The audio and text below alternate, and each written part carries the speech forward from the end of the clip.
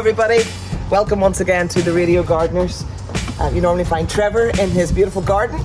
Today we're in Carolyn's garden, and you normally find her in the studio on the radio.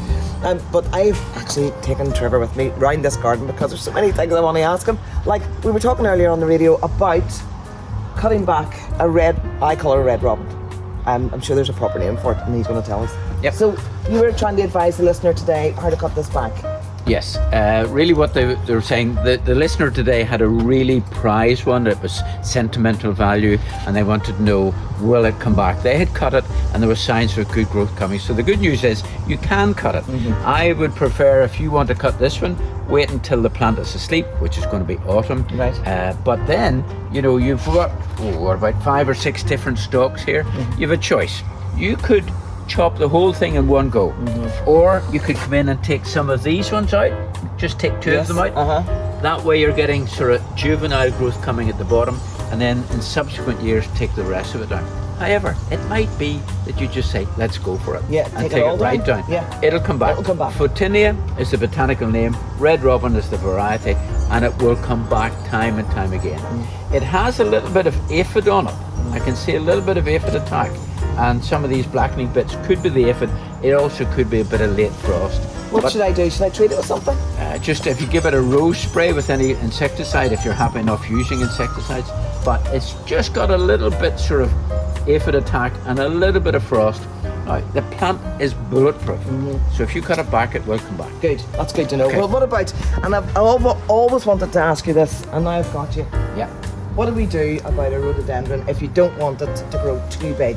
Okay. And when should I cut it back? Well, let's deal with that one in a minute, but one thing that we're always being asked on the radio is about sooty mould. And this is sooty mould. This is a really cracker example of it. I have to say, you're not overly populated with it. It's not too badly infested, but let's deal with how we get rid of it. What is it, first of all? It is actually the deposit from a little insect. And this is just what it has deposited on the leaf. Now, it means that the insect has been there eating away at it a little bit, and then it leaves the deposit. And you do want to get rid of it. I don't want you to use insecticides. I want you to use what I've used on them the last 2 or 3 years, Uncle Tom's Natural Soap.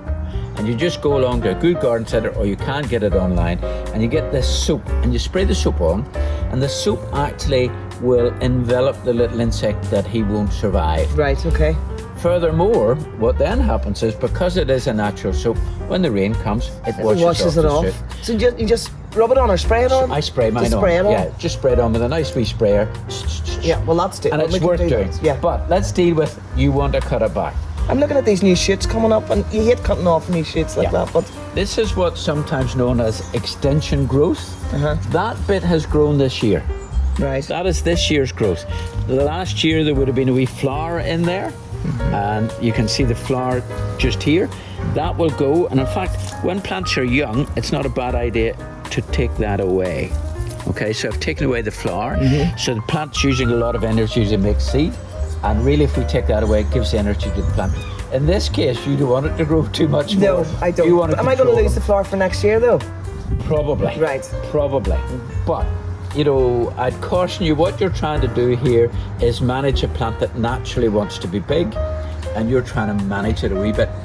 Maybe the best thing to do is hit it hard one season, and then don't touch it for 3 or 4 seasons. Right. And then bring it back again. So you might sacrifice 1 year. Yes. It's a big plant. It wants to be big, but it's worth managing.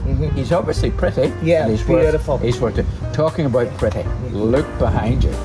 This is stunning. What exactly is this plant in my garden? I've had it for years and I love it, but I don't know what it's called. Botanical names are absolutely brilliant. This is Sambucus. Sambucus. You think I would have remembered that? Sambucus, as in Sambuca. Well, the irony is that this is a purple one, and the very, very first purple Sambucus, they always used to be green, the very first purple one was discovered by a lady in County Down, Mrs. Vera Mackey, who owned the Gwyncho Garden in Helen's Bay.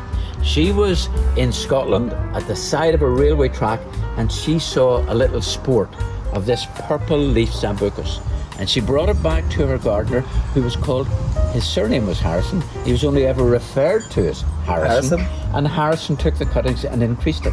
And literally, all the purple Sambucus that have come about in the world originate from Hell's Bay. Unbelievable. And Scotland. But it's Sambucus purple, and there's all sorts of different ones now.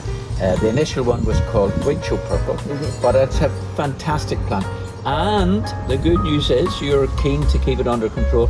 This will withstand pruning, no problem at all. Oh, that's good to know. But it's a corker of a plant. I could keep him here all day, but until next time, we'll see you then. Goodbye.